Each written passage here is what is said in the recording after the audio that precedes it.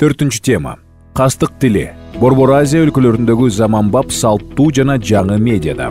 Сиздер менен жаңы сабакта амандашып жатканыма кубанычтамын. Бүгүн биз Борбор Азия өлкөлөрүндө массалык маалымат каражаттарында жана жаңы медиада кастык тили кантип пайда боло турганы жөнүндө сүйлөшөбүз. Жыл өткөн сайын биз дүйнө жүзүндө интернет колдонуучулардын социалдык медианын саны өсүп жатканын байкап жатабыз. Жаңы медиа ресурстар менен катар салттуу массалык маалымат каражаттары, гезиттер, радио, телевидение дагы иштеп жатат. Ошондой эле алар мезгилден артта калбай жана аудиторияны кеңейтүү үчүн соц тармактарда өз баракчаларын ачып жатат. 2021 жылдын башталышына карата дүйнө калкынын саны 7,83 миллиард адамды түздү. Алардын ичинен ушул учурга карата 5,22 миллиард адам мобилдик телефон колдонгон. Интернетти 4,66 миллиард адам колдонот. 2021 жылдын башталышына карата социалдык тармакты 4,2 миллиард адам колдонгон. Бүгүнкү күндө расмий катталган ММК гана эмес, ар бир интернет колдонуучу маалымат өндүрүүчүлөр болуп калышты. Эгерде ММК мыйзамга жана этикалык принциптерге баш ийсе, ал эми соц тармактарда жана мессенджерлерде так эрежелерди жана регламенттерди сактоо оңой эмес. Бардык адамдарды кастык тилинин көрүнүштөрү менен тармактардагы фейк жаңылыктар, агрессия жана жек көрүүчүлүк агымы тынчсыздандырат. Бирок баары макул болгон эрежелерди сактоого жетишүү оңой иш эмес. Мисалы, жакында эле Facebook жетекчилиги Германиядагы колдонуучу тарабынан кастык тили жарыялаганы үчүн соц тармак жоопкерчилик тартышы керек болгон мыйзам долбооруна каршы чыкты. Кастык жана жек көрүүчүлүк тили жана фейк жаңылыктар менен күрөшүү коомдук милдет. Мамлекет андан баш тарта албайт, деп айтылат Facebook билдирүүсүндө. Ошентип чыр-чатактар жек көрүүчүлүк, агрессия реалдуулуктан виртуалдык күрөш талаасына, соц тармактарга, мессенджерлерге, форумдарга жана башка интернет аянтчаларга өтүп жатат. Эмне үчүн мындай болуп жатат? Кастык тили чыр-чатактар тилинин бир бөлүгү. Ал эми чыр-чатактар бул ар кандай позициялардын, көз караштардын, дүйнө таанымдын, лидерлер, жамааттар ортосундагы, башкача айтканда, ар кандай нерсени алып жүрүүчүлөрдүн ортосундагы карама-каршылыктын кесепети. Чыр-чатактар дайым болгон. Бар жана адамзатын коштой берет жана сүйлөө агрессиясы адамдардын баарлашуусунун милдеттүү бир бөлүгү. Эгерде интернет адамдардын баарлашуусунун милдеттүү чөйрөсү болуп калса, анда кастык тили реалдуулуктан виртуалдык чөйрөгө өтөт. Мисалы, байыркы Римде риторикада ашыкча киришүү, латынча ad personam, каршылашын түз сынга алуу же кемсинтүү термини киргизилген. Бул метод аудиторияны ынандыруунун натыйжалуу жолу катары коомдук дебаттарда колдонулган. Анткени угуучулардын эмоцияларына, ишенимдерине жана пикирине багытталган. Мындай ыкма риторикадагы кадимки ченем катары эсептелген. Азыркыга чейин коомдук сөз сүйлөөдө, анын ичинде саясатчылардын жана мамлекет лидерлеринин риторикасында активдүү колдонулуп келет. Кастык тили бул коомдун өнүгүүсүнүн, тигил же бул учурунда социалдык ченемге мүнөздүү белги экенин түшүнүү маанилүү. Кайсы бир учурда тилдин бир бөлүгүнө тыюу салынат, же тескерисинче болот. Мисалы, негр, инвалид сөздөрү орус тилинде, адабиятта да, ооз-эки сүйлөөдө да колдонулуп келген. Бирок бүгүнкү күндө толеранттуулук саясатынын таасири астында тигил же бул топто кемсинткен сөздөрдү алып салуу жана аларды башка сөздөр менен алмаштыруу. Мисалы, негрлер дегендин ордуна афроамерикалыктар деп айтуу же конголезец деп чыккан жерин көрсөтүү. Инвалидтер дегендин ордуна майыптуулугу бар адамдар деп айтуу сунушталат. Бул жандуу процесс. Ал азыркы өнүгүү учурундагы коомдогу ченемдердин, маданий баалуулуктардын жана салттардын өзгөргөнүн чагылдырат.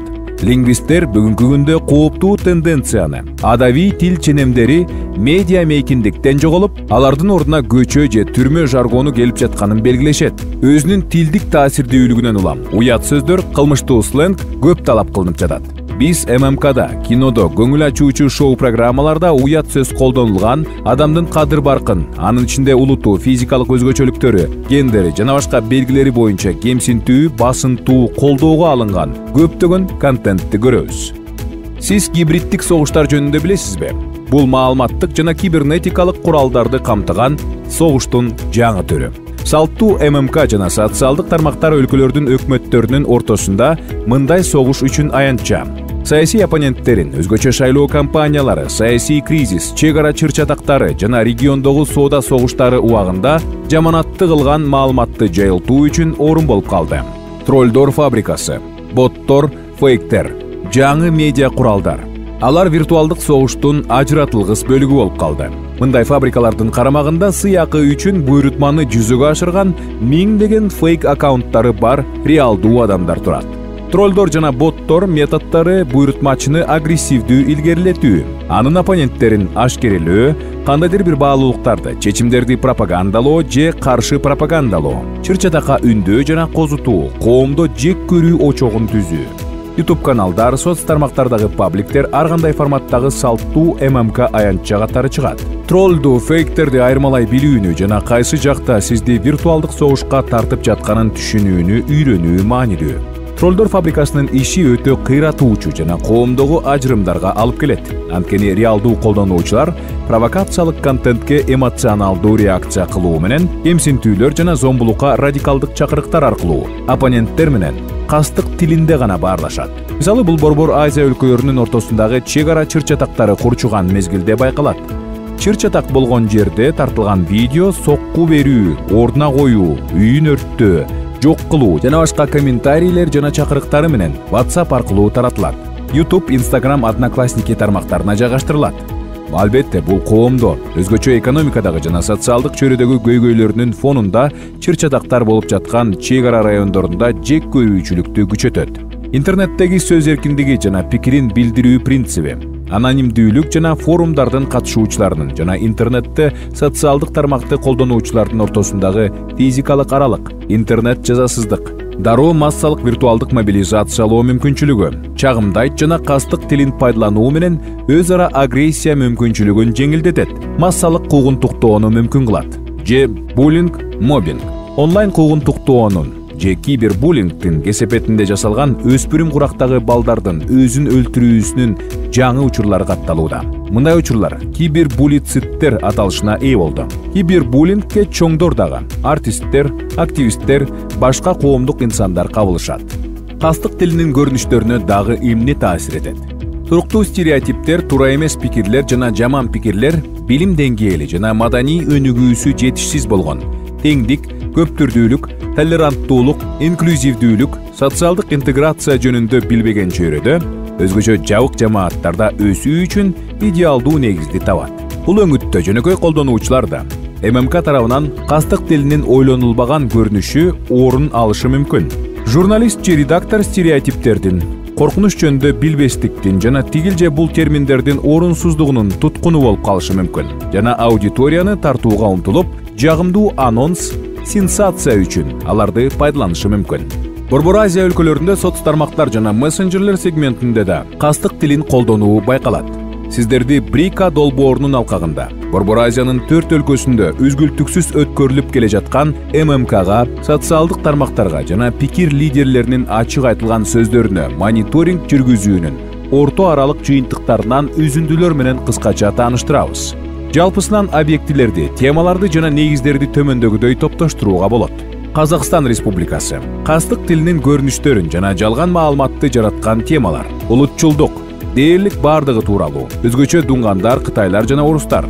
Салафизм, ксенофобия, тил, казак, орус, өзүн өзү келеке кылуу, дин, салыштыруу, жаман мааниде жана гендердик теңсиздик. Кыргыз Республикасы. Кастык тилинин көрүнүштөрүн жана жалган маалыматты жараткан темалар. Кытайлар, коронавирус, тажик-кыргыз мамилелери, улуттар менен мамилелер, өзбек, уйгур, дуңган, казак жана башка. Кандайдыр бир кесипке тиешелүү, дарыгерлер, милиционерлер жана башка. Трайбализм, түштүк жана түндүк, ички мигранттар темасы, айылдыктар, мырыктар, басып келгендер, жапайлар жана башка.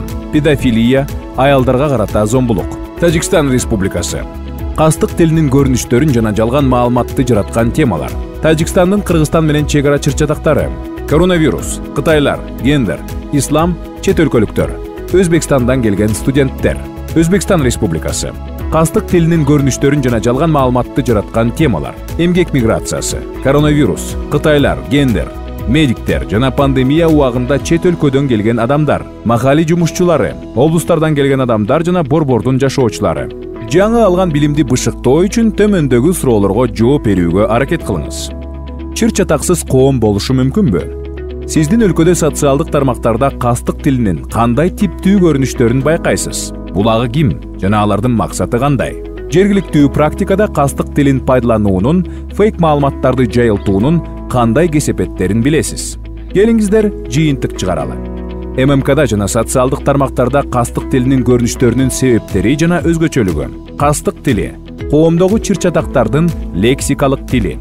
Чыр-чатактар ар кандай көз караштар, позициялар, табиттер жана башкалар орун алган көп түрдүү дүйнөнүн бир бөлүгү. Социалдык тармактардын өнүгүшү жана алардын колдонуучуларынын өсүшү тармактарда кастык тилинин көлөмүнүн көбөйүшүнө таасирин тийгизет. Кастык тилин гибриддик согуш үчүн, коомдун аң сезимин манипуляциялоо үчүн колдонушат. Ал саясатчылардын сүйлөгөн сөзүндө айтылат. Кастык тилинин көрүнүшүнө Борбор Азия өлкөлөрүндө жергиликтүү ММК сегментинде жана соц тармакта жол берилет. Бүгүн сиздерге кызыктуу болду деп үмүттөнөм. Сиздерди кийинки сабактан күтөбүз. Көрүшкөнчө.